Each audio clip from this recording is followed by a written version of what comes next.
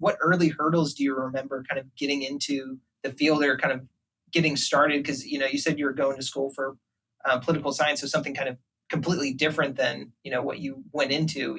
What do you remember about that? Yeah, I would say it's the old adage, or it's the old thing, sort of a chicken and egg kind of problem that most folks getting into, even if you're young or even if you're changing jobs midstream, you're middle-aged or older, we want you to have experience. And you're like, well, I can't get experience unless you give me this job. So Mm-hmm. how do I do that? And it's sort of like, how do we overcome that thing? For me, um, I was lucky because I had a network, or I had an in, if you will, into that first job. Mm-hmm. My uncle worked as the financial controller at the law firm, so it's like, hey, I'm going to go in and do this.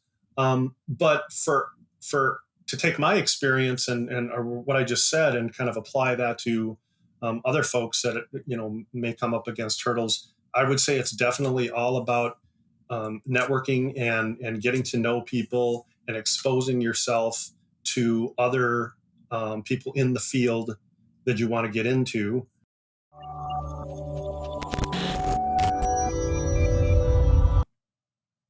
Hello, everybody, and welcome back to the Cybrary podcast. Today, we are doing another instructor spotlight series. Today, speaking with Nick Marentic. How are you today, Nick? I am doing very well, Thor. How are you? I'm doing great. I'm excited for our conversation today. We were talking a little bit before this and having a good time, so I'm excited to kind of roll that into the podcast. Me too. I'll keep the energy. I'll try to keep the energy up. So. Yeah, I'll do my best from my side. Very good.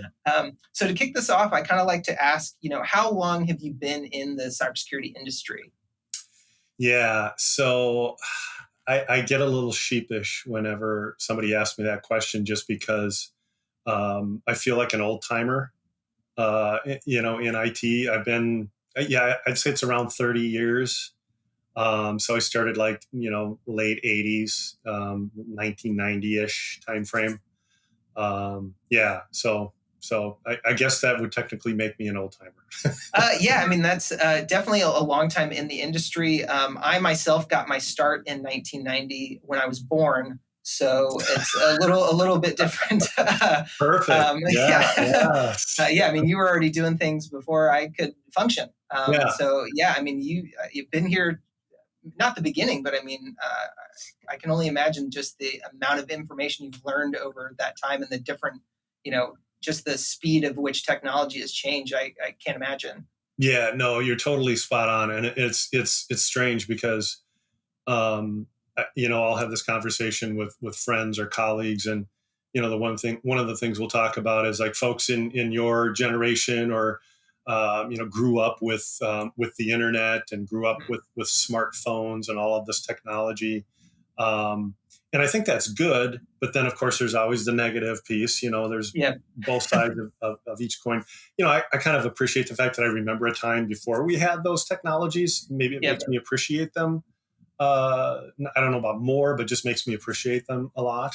I have seen a lot of change from when I first started to where we're at today with cloud and just the ubiquity, if you will, of technology in all of our lives. I know I couldn't function without the internet, and I sure can't function without my smartphone now. So. Yeah, not at all. The phone has taken over, your most important appendage almost. It's where I do my banking and my travel, and all of that stuff is all done on, this tiny device that, years ago didn't even really exist. Nobody even thought about it. I remember when cell phones were first kind of starting to become a thing, and T9 texting was awesome. I remember. And then, it just kind of went from there.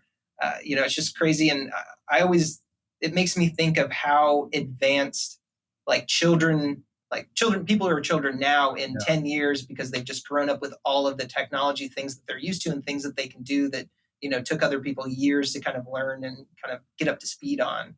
Yeah, absolutely. I don't know how in the heck, like for instance, I don't know how I would find my way to, like, someplace, an address without GPS. Yeah, I was just I I used was to just print out MapQuest. It's like, wow. oh yeah, I used to print out MapQuest. It had the little arrows and stuff that would tell you, if it was a stop sign or whatever. I Yeah. was just down visiting my family in Texas, and we were going to this lake house at this lake. Nobody had ever been there, and we were following, Waze. I'm following Waze there, and I just thought, I was like, if GPS ever goes down, like I'm gonna be lost. I'm not gonna know how to get anywhere or do anything. I would be a useless human. I couldn't imagine rolling out one of those giant maps and trying to figure out, a cross country road trip or something like Yeah, that. yeah, forget it, forget it. No, we live in Yeah, a better time now. I think we both agree. yeah, completely better time. Yeah, just amazes me the things that, yeah, will be coming, and things that have changed, recently even. Yeah, yeah, for sure. So yeah, kind of going off of that, how did you get started in cybersecurity or in engineering? Yeah. So, and so I got in IT in general, or technology, like we were talking about earlier, in, Mhm. let's say, 1990 ish. And my first job was at a law firm in downtown Minneapolis. I'm in Minneapolis, Minnesota, and I did backups. I was technically a backup operator, for what that's worth, and I would work nights. Like, I would come in at like 10 o'clock at night and work till 2, 3, 4 in the morning, and then I was going to college during the day, so it worked out great for me. Some of the systems I was working on at the time were systems that are no longer around now. Wang mini computers, they called them.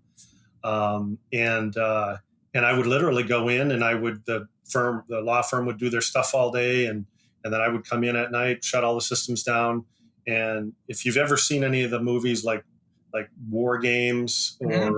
or some of those like early 80s ish type movies, Yeah, it was kind of like that. You would have these big systems, a room full of them, and there would be this big device, and there'd be like almost like a cake pan, or like a cake, you know, um, container, I guess. yeah. Big plastic container would have discs in it. So I'd open this thing up, and I would take this bottom off, and I would put it in there and turn the handle, and would all air vacuum in there, and then I'd pull that out, close the door, and that was like a whole 250 megs, by the way. So, Oh, wow. I So mean, all of the data then. all the data from the firm was on that. And I would just run this program on the Wang computer, and it would do its thing, and then I would go off and study. And it was kind of boring, to be honest with you. Mhm. But that was really my first start into IT and technology. And from there, I just, at the time, I was going to school for political science, of all things. So I was a social science guy. I love that. But as I got into doing that first job, I really loved it and decided, yeah, I think I want to go this direction instead. And that just led on to a series of other jobs. I worked at a educational software company for a while, really at the sort of dawn of computer-based training, I guess, if you'd call it. Maybe not the Yeah. dawn, but very early into it. And then moved out of state, went all over the West Coast, and I've just had jobs doing sort of on kind of both sides of the table, I like to call it. Like, I'm been on a consultant side, and then on an internal IT staff. And through all of that experience, cybersecurity and security has always been one of those components that I've had to be responsible for and pay Yeah. attention to. And so that's sort of what has led me to want to be, and I'm really excited to be a part of Cybrary, and the whole journey with, you know, instructing and teaching courses about what I know, and giving it to other folks. So, Yeah, I mean, that it's great to hear. I mean, one that you've been in so long, and that that working at a place that kind of started the kind of training and computer-based training and stuff is really interesting, and wanting to give back to the next generation, kind of keep it going. In that first role, was it kind of the hands-on tech that you liked, or was it more of I don't want to say like programming side, because you're just kind of running the thing, but that the interfacing, I guess, with the computer, or was it kind of the hands-on approach that kind of drew you in, or that you really enjoyed? yeah, I think it's a little of both, to be honest. I really did like I think I kind of put those two things together a little bit, like Mhm.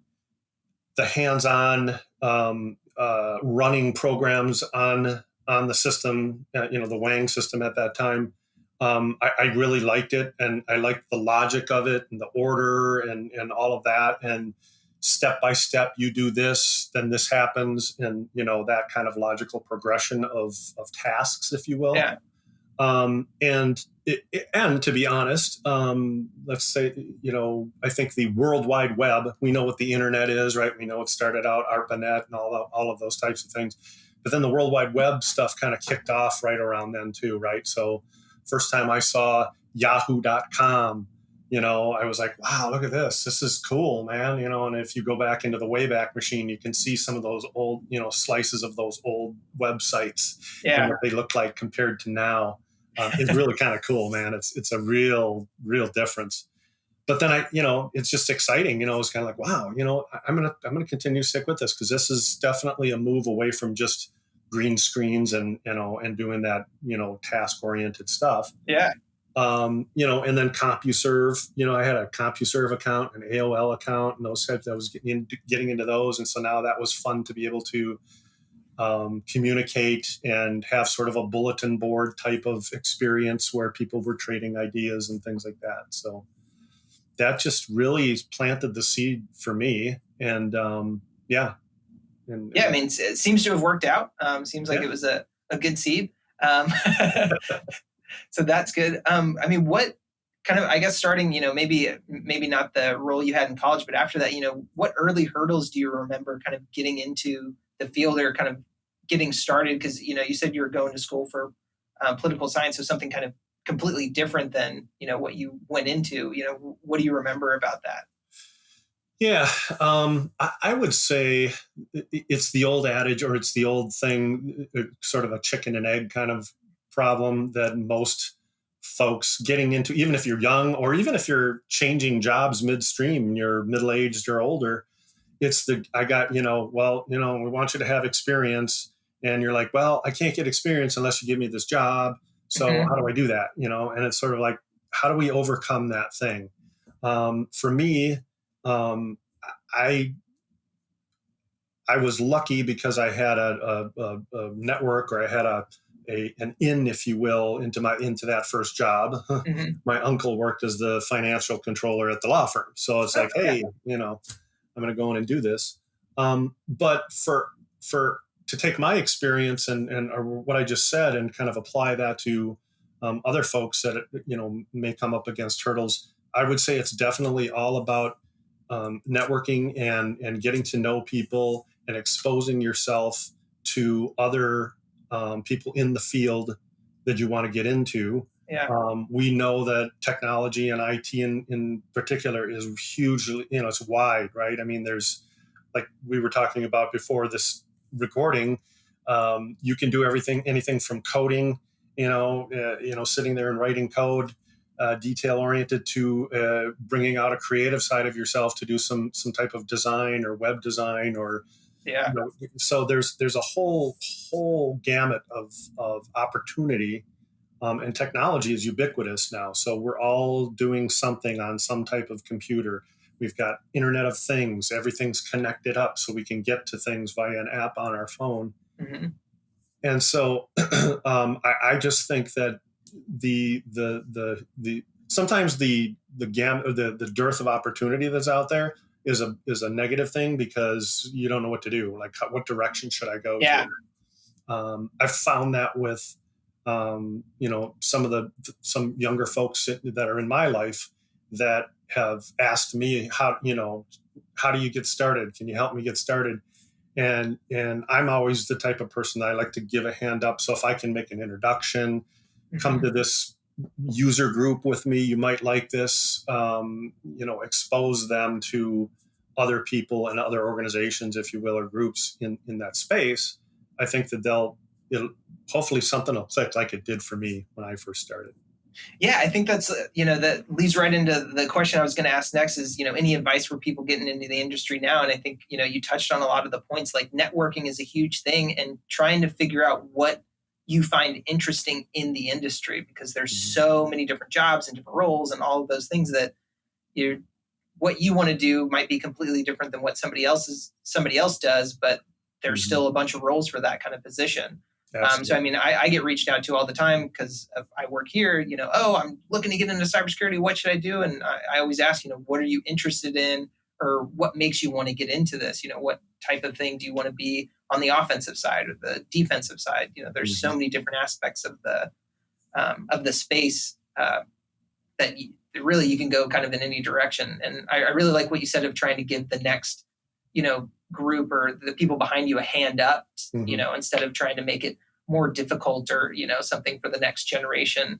I usually always tell people, yeah, like you said, I mean, networking, if you go to events or if you're on like Twitter, I mean, Twitter is there's everyone is on Twitter. Everyone in the InfoSec community, most people are on Twitter, and like Yep. it's very easy to ask questions and stuff. And like a lot of people are there just to help and just to Yep. give back. So, it might you might think it's a stupid question, whatever you want to ask somebody, and it might be. But I guarantee somebody will answer you in a very like specific way. They'll answer the question and give you good feedback on what you're looking for. Absolutely. And I would even say, I would dovetail onto that, Thor, and say that most likely there's 1,000 other people that had the same question, but were afraid to ask. It's the Oh other yeah, thing, it's like being back in college when you get to your next class and there's 50 people waiting outside, and you go and open the door and the door's unlocked and you just go in, and nobody wanted to be the first person to try the door. Exactly. So yeah, I can't Yeah. imagine the amount of times that happened to me at school. Yeah. It's like, did anybody try? No. Oh, okay, it's open. Cool. We can sit inside. We don't have to sit We're in the good. hallway, Yeah. guys. So don't be afraid to ask. Have Yeah, courage. It takes courage to do that, and that's tough. yeah. And I was always sort of a shy kind of person, so it took a lot to kind of get me out and understand that whole aspect of talking to people. Hmm. And like you said, very important. Think about what it is you want to do, because just by saying IT or a technical career means, like you said, means different things to different people. To some people, it's sitting down at their computer and they're doing stuff. To other people, it's gaming. To other people, it's social media. To still other people, it might be medical devices or Yeah. manufacturing, PLC type, technology. So it's different things to different people. And that's the beauty of it, right? So if you've got that base and foundation, and that's where cybersecurity is so important, because it's in everything. It touches everything, and it's a consideration for everything you do. So if Hmm. you are a social media person, you are still going to have to know cybersecurity. Yep. If you are I'm an infrastructure and data center guy. That's what I've done my whole career, and now cloud and virtualization. And so anything I do every day has a security component to it. Whether it's the technology itself, whether it's, you've heard of the old people, process, technology triad, right? And I think there's a Hmm. fourth piece that they've added on. Yeah. But I always take that very, very, near to my heart, because it's easy to look at the technology, and it gets a lot of airplay, if you will. Yeah. But studying people and helping people understand technology is important, as well as the processes. Why are we doing this thing? Why are we automating that? Is it just because it's cool, or does it serve our business in some way? Yeah. And you just kind of mentioned it, which leads right into my next question is, what is your current role, and, what is your role like? I think you briefly mentioned your infrastructure engineer, Correct. Yeah. but So, yeah. So right now, my formal title is Senior Manager of Infrastructure and Security. okay. So I've spent a good number of my years were just as an IT infrastructure manager or a systems engineer or network engineer. So I've done a lot in that space, mainly on on Windows platforms. But I've done tons of network engineering where there's just again a huge security component to it, firewalling and segmenting via with switches, and malware detection, and things like that. So that's my current role, and what I do right now is I manage the infrastructure and security for a company here in Minnesota. I don't know if I can mention them or not. You can edit this out if we can't, but Lube Tech is the name of the company. But I've worked for a number of different companies, from manufacturing to law firms, to consultancies where I've been the guy going out and talking to a business about what they need to do to shore up their security or to upgrade their systems. So I've done a lot of those different things. And so that's what I do now. And I always take the mindset of a kind of a consultative approach when I come into a job. Again, I'm going to look at where we're at currently, and I'm going to ask where we want to be. And then we're going to analyze the gaps, the old gap analysis, and we're going to figure out how we're going to get from here to there and how much money is it going to cost? Because everything always comes down to money. Always comes down to money. Yeah, I hear that a lot, especially around infrastructure and stuff. It's like, do we want the best, or is the medium okay enough? Right. Yeah. I mean, we can do. I've had I don't know how many number of bosses or CFOs come up with me. Well, so how much do you think it's going to cost? For this, I said, well, and it's almost exactly verbatim what you just said, Thor. It's like, do you want the cheapy version where it's going to take a lot of admin overhead and a lot of stuff, and we're going to have to spend a lot of time, taking care of it? That's going to be cheap. Or do you want to spend, the most amount and get the I don't want to say Cadillac, maybe the BMW solution, and or do we want to land somewhere in between? And usually it's somewhere in between. Nobody wants either or, right? So that's where the trick is, figuring out where you land on that continuum to solve the problem. So. Yeah, and that I just kind of popped into my head after being in infrastructure for so long. Like, how has the infrastructure as code just completely changed things and made things easier? Using something like Ansible or Kubernetes or something like that. That's just and everything's deployed. Yes. Now you're doing the job of 50 people maybe that it used to take, and you can do it with a couple keystrokes. Like, how are you just kicking back all the time? Just okay, You've hit on it. Very, very perceptive. So that's a very salient point, because being kind of, like I said, in IT for a good number of years, for a long time in my career, it was like, I was the guy, and I was, like I said earlier, room full of servers and server racks and all this kind of stuff. And now, as you said, you program something, you use a container platform and boom, you're back up and running. Now I've got 50 servers that I just stood up. You're not running the cable to all of them. Oh my goodness. And I love it. And for a long time, when that transition was happening, a lot of people that I would work with were, we don't want this new stuff because it's job security, and let's face it, it's a thing. And I agree with that. But I've always been the type too that's like, I'm okay with trying to work myself out of a job, because I feel good enough about where I'm at that I'll find something else. Something else will happen. It's okay. So I'm going to try to automate this if I can and make it easier. Yeah, that is trying to work myself as a job is something I've heard from so many. My old manager used to say that. He's like, if I can automate everything so I don't have a job, he's like, that's what I'm trying to do. He's like, I'm trying to automate myself out of here, and then I'll do it somewhere else. And then I'll just, he's like, I just keep going. He's like, that's the whole goal, is to get everything automated, to make it way easy, to make less people have to deal with, XYZ.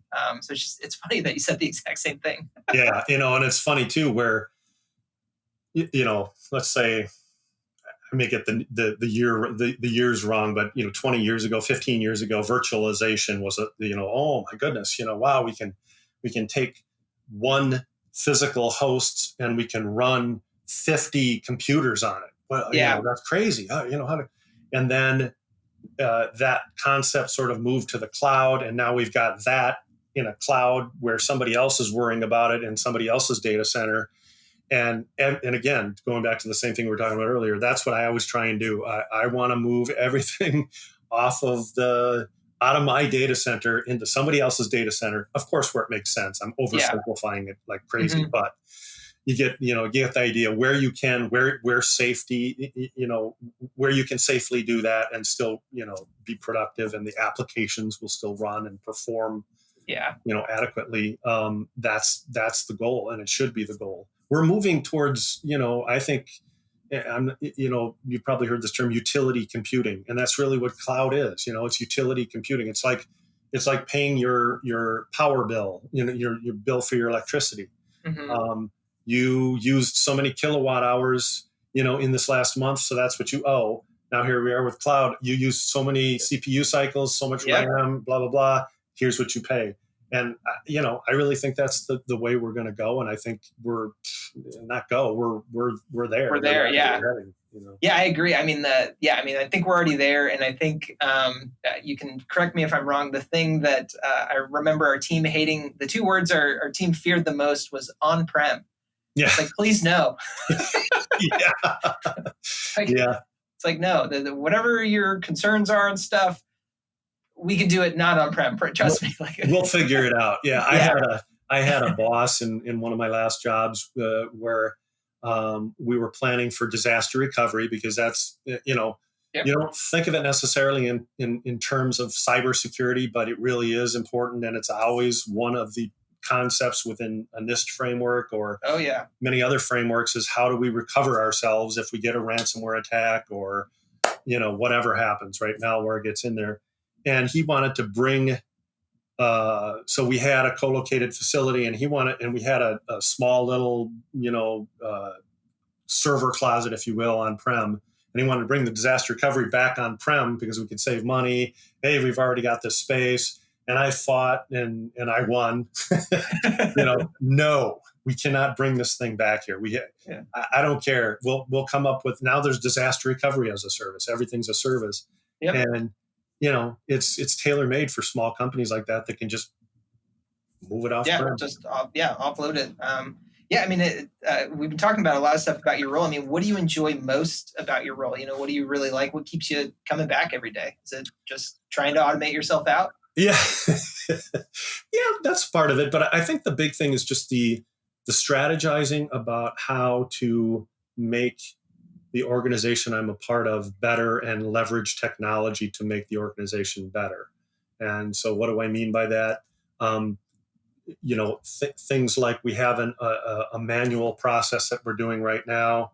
How can we use some software or workflow software, if you will, to make make this thing easier for everybody? Here's a good case in point, and I've come across this numerous times. HR is a good sort of sample for that.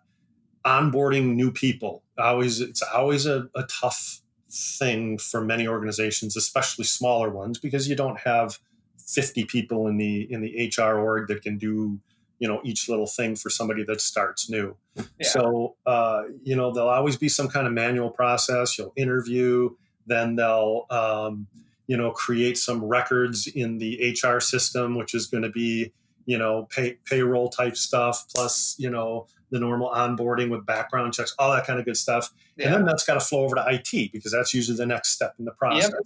So then IT gets something, and I swear to God, it's always like an Excel spreadsheet, and it's got give them this app, set that up for them, do this. Yep. And I've been pushing, and this is one of my things at my current company that I want to do, pushing for some integrations between those systems, yep. The HRIS system and IT.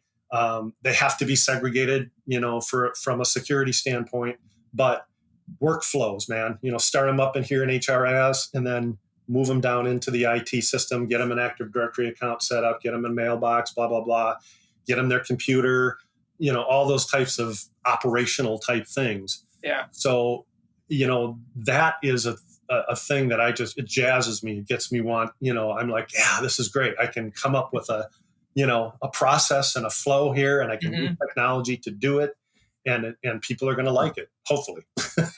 Yeah. I mean, it's just kind of optimizing what you can and just improving on the systems that are already in place. Right. Looking at things with a critical eye and just seeing what you can improve. Yep. So it's that aspect of fixing and troubleshooting. I call myself a fixer sometimes, because I like to fix those things. So yeah, it's a good descriptive word for yourself. Well, kind of moving on a little bit from your role and stuff, what made you want to work with Cybrary, or how did you get connected with us? Yeah. So I've been interested, specifically So there's kind of that concept of an IT generalist you've heard of, right? So it's somebody who's kind of that jack of all trades. And that is me. Infrastructure's wide. It's not very focused on one thing. You could have data center, server, virtualization, cloud, blah, blah, blah, all these different aspects.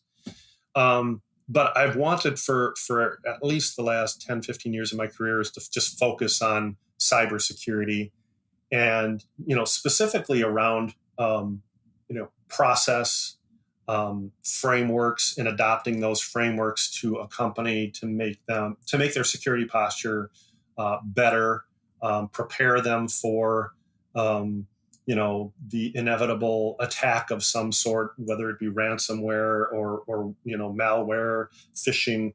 And so I was at a seminar, cybersecurity seminar, and Cybrary came up. I think there was one of the presenters had talked about Cybrary as an organization for security training, and so I looked you up and just kind of started pinging, looking at the platform, and I saw that there was some openings for instructor.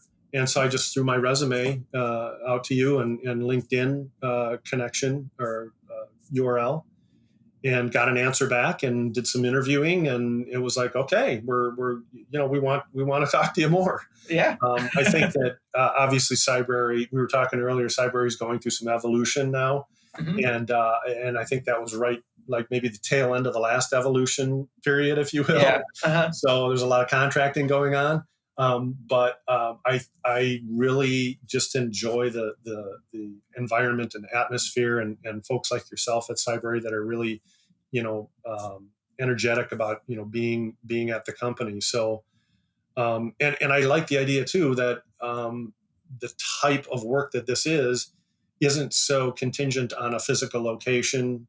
We know about pandemics and all that kind of stuff. I'm a big proponent of working where you want to work, how you want to work.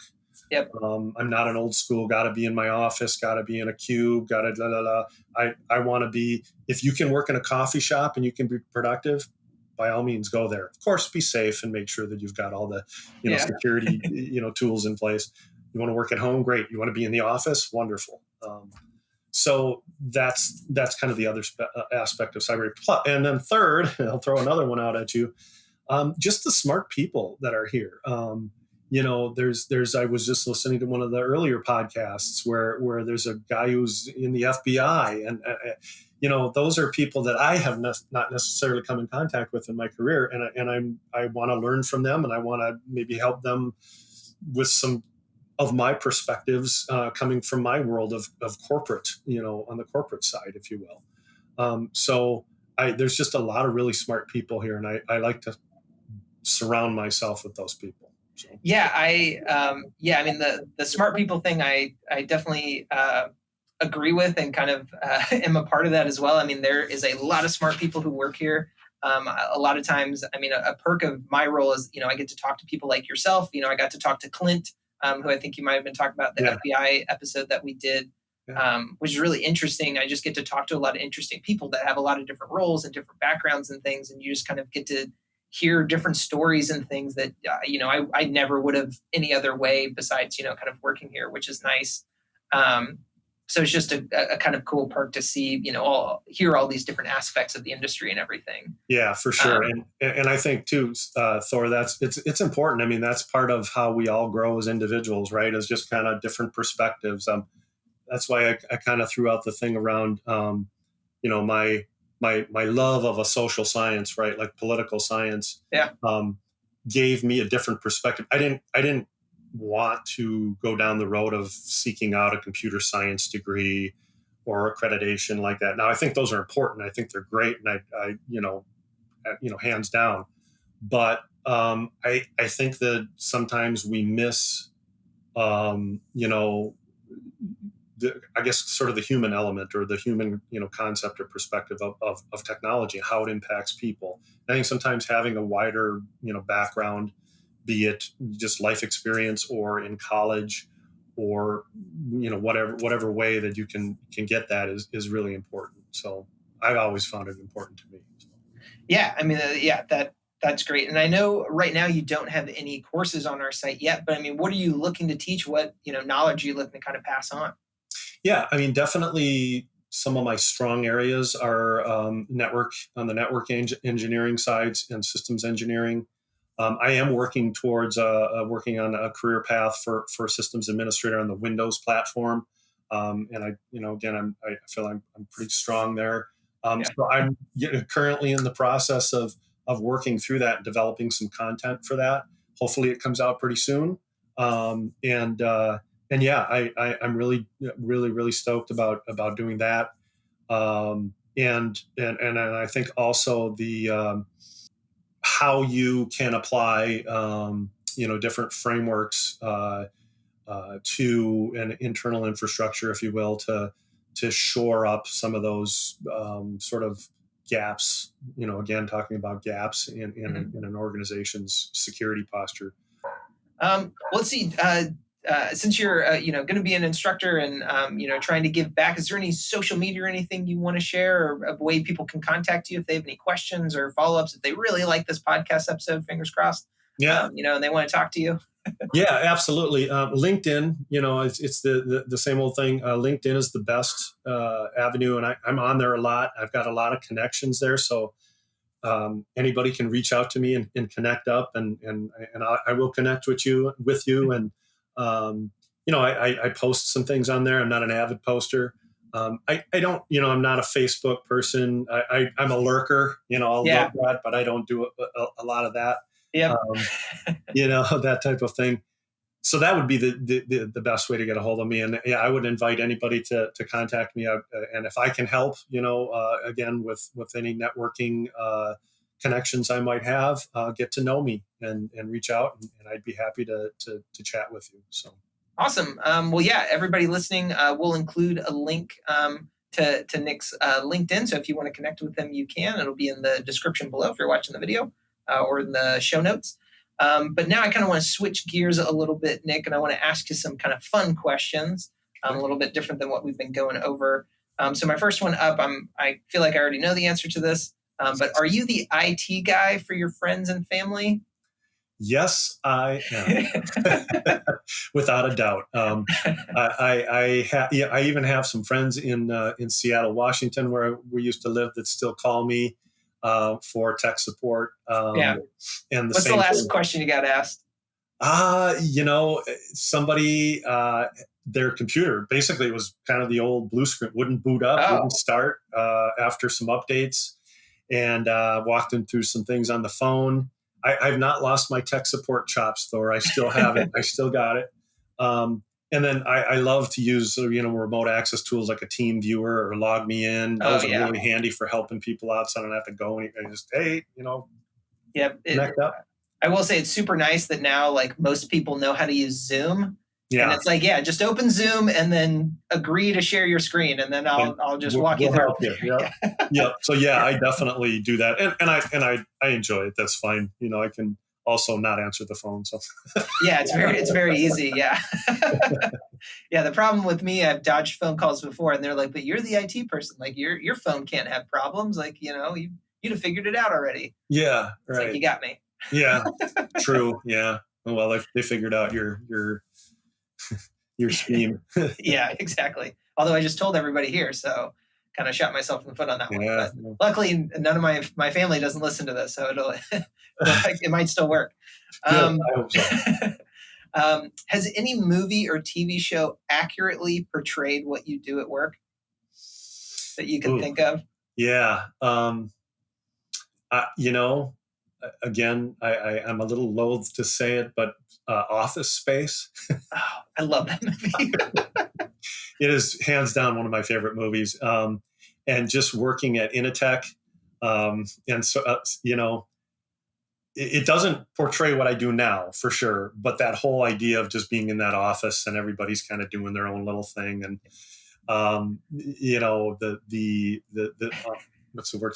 Maybe silliness of some of the processes that have to go on, and I haven't had to. I've gotten my TPS forms correct lately, so I'm happy about that. Yeah. Um, but yeah, Office Space I think kind of is a good one, and just because I really love the movie. And there was another one that a recent one that I think Robert De Niro did. I think it was called The Intern or something. Sometimes I feel a little bit like that guy, although I'm not quite old enough. But Yeah. It's just kind of funny. It's kind of like the old codger, if you will. Trying to impart some wisdom in there and doing what you can. So yeah. It's funny you mentioned.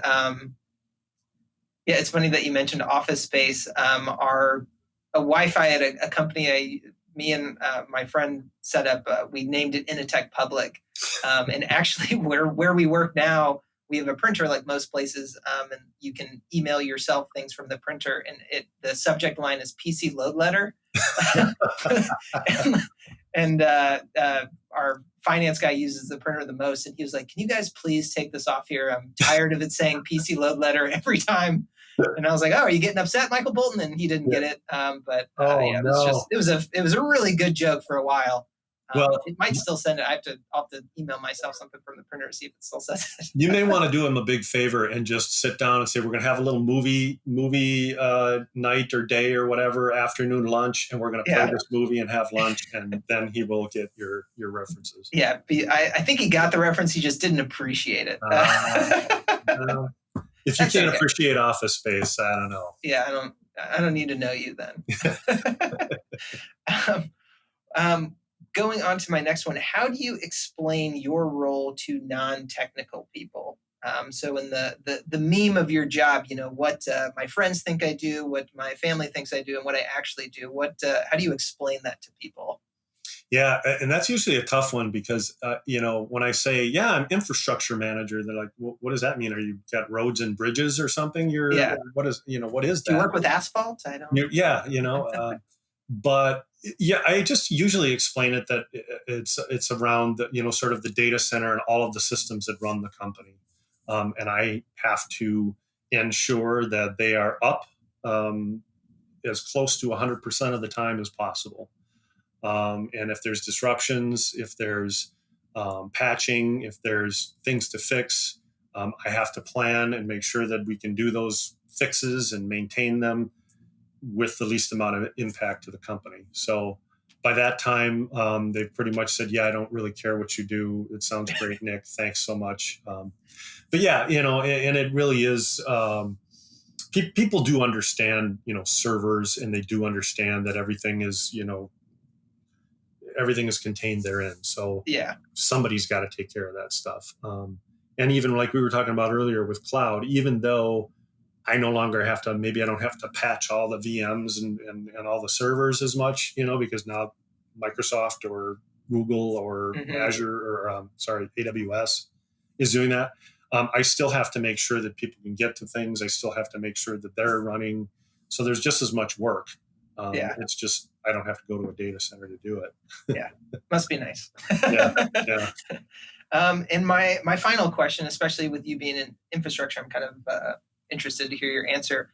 How intense is your home network setup? I'm guessing you're not using the default router that they send to you whenever you turn on your internet service at your house.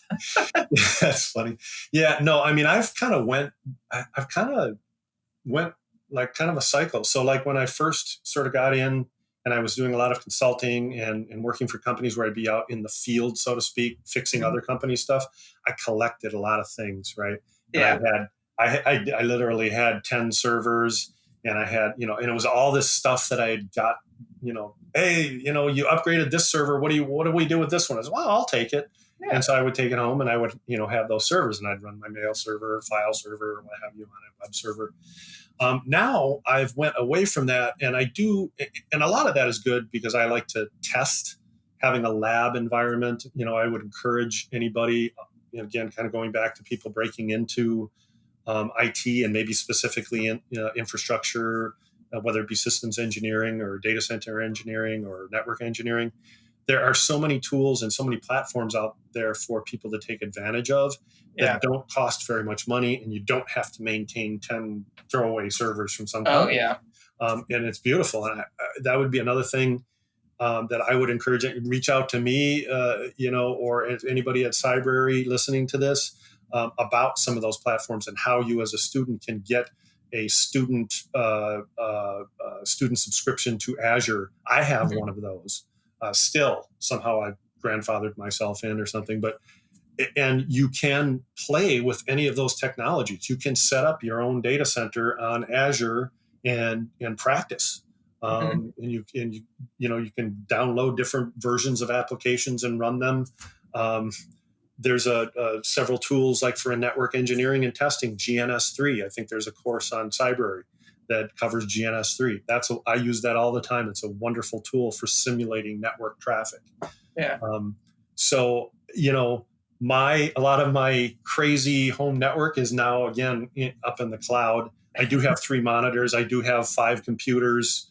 I do different things Stuff, that way. Yeah. And firewall and things like that. But it's changed a lot, over time. So, yeah. Plus my wife would get mad because there would be loud fans coming from, my office room, and just didn't work out well. Yeah, I can understand, especially if you have, a bunch of actual servers at your house running. Yeah. I'm sure it gets a little loud, and then sometimes you get that electric bill, probably a little sticker shock sometimes. Yeah. For sure. Well, yeah, this has been a great conversation, Nick. Thank you for, taking the time to talk with me and for coming on Cybrary and, starting to develop some courses and content with us. I had a great time speaking with you today. Thanks. Thank you, Thor. It's been my pleasure and great to speak with you as well. All right, everybody. Well, make sure to kind of stay up to date on Cybrary and look out for Nick's courses as they come available. And make sure to like and subscribe to the podcast and review. It really does help. So any likes or subscribes or views is good for us. But thanks again, Nick. It was fun talking to you, and I'll see you soon. All right. Take care. Thanks, everybody. Bye.